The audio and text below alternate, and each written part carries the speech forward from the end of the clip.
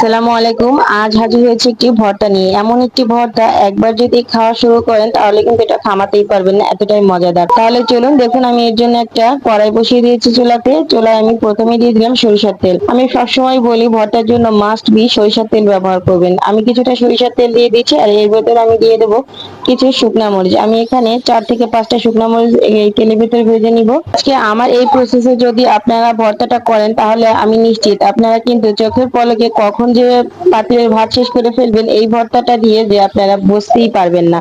এখন আমি এই একই তেলে দিয়ে দেবো কিছু কাঁচা মরিচ। আমি এখানে 4 থেকে 5টা কাঁচা মরিচ নিয়ে নিয়েছি। আর মরিচের যে পরিমাণটা এটা কিন্তু আপনারা আপনাদের টেস্ট অনুযায়ী দিবেন। আমি একটু ভর্তায় বেশি করে মরিচ খাই, এর জন্য আমি বেশি করে ঝাল দিয়ে দিয়েছি। আর এখন আমি একটা রসুনের কোয়া পুরোটা দিয়ে দিয়েছি আর 3টা পেঁয়াজ এখানে দিয়ে দিয়েছি। এগুলোকে আমি নেড়েচেড়ে খুব ভালো করে লাল লাল করে ভেজে নিব।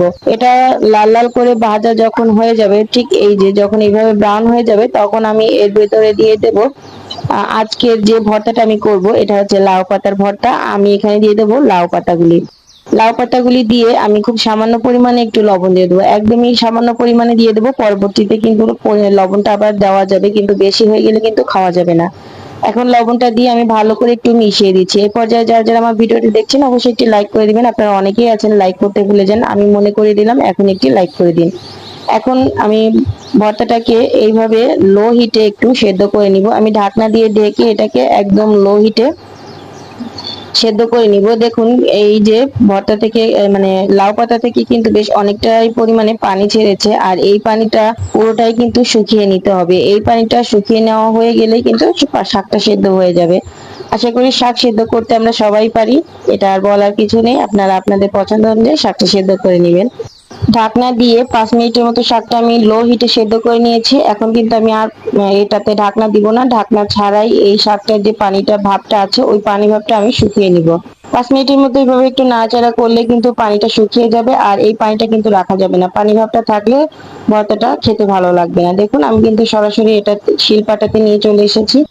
আজ আমি কিন্তু এই ভর্তাটা শিলপাটাতেই করছি, আপনারা চাইলে কিন্তু বিগিনারও করে নিতে পারেন। দেখুন আমি কিন্তু মিহি করে শিলপাটাতে ভর্তাটা পেস্ট করে নিয়েছি। পুরোটা ভর্তা কিন্তু আমার এখানে খুব ভালো করে পেস্ট করে নেওয়া হয়ে গেছে। এখন যেটা করতে হবে, আমি এই ভর্তাটাকে একটা সাইড করে রেখে দিচ্ছি। আর আমি প্রথমে যে শুকনা মরিচটা ভেজে রেখেছিলাম প্রথম পর্যায়ে, ওই যে শুকনা মরিচ থেকে আমি এখানে 4টে শুকনা মরিচ নিয়ে নিচ্ছি।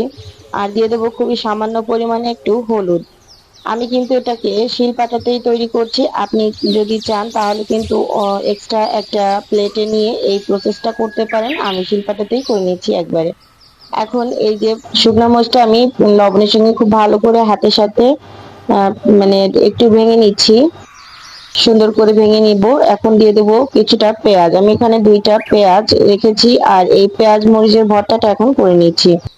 এইভাবে যদি পেঁয়াজ মরিচের ভর্তা তৈরি করা হয় তাহলে কিন্তু খেতে খুবই ভালো লাগে। এখন আমি এখানে দিয়ে দেবো খাঁটি সরিষার তেল। ভর্তার খেতে অবশ্যই কিন্তু সরিষার তেল মাস্ট মাস্ট। সরিষার তেল দিলে কিন্তু খেতে খুবই ভালো লাগে। শেষের পর্যায়ে এইভাবে একটু ভর্তায় সরিষার তেল দিলে ফ্লেভারটাও খুব সুন্দর আসে।